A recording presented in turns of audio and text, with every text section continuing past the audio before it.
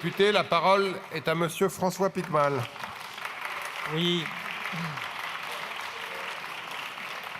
Monsieur le Président, depuis ce matin, je me pose cette question.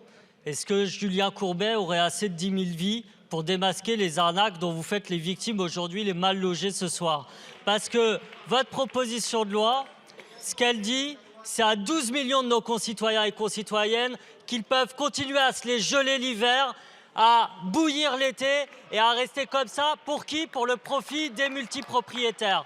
Car il faut être clair, cette proposition de loi, elle s'adresse aux multipropriétaires et non pas aux propriétaires. Je rappelle que les 2/3 des propriétaires dans notre pays sont des propriétaires occupants qui n'ont pas de logement en location.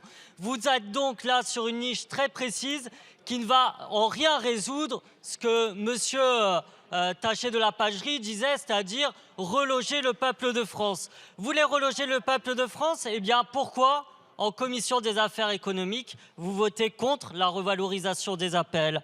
Pourquoi vous votez contre la production de logements publics? Pourquoi vous votez contre la production de logements étudiants? Pourquoi vous votez contre la garantie universelle des loyers? Pourquoi vous votez contre le fait de supprimer la RLS qui ponctionne les offices HLM? Je pense qu'il y a vraiment une problématique.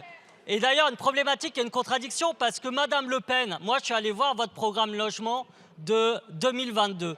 Il y avait marqué production de 100 000 logements publics. Vos députés ont voté contre en commission. Production de 20 000 logements étudiants. Vous savez quoi? On en proposait 15 000.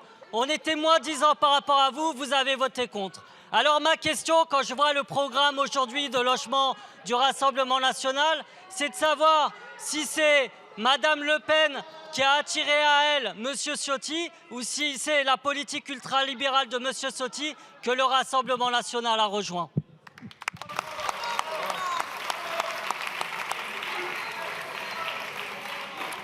Merci. La parole est à monsieur Inaki Etchaniz.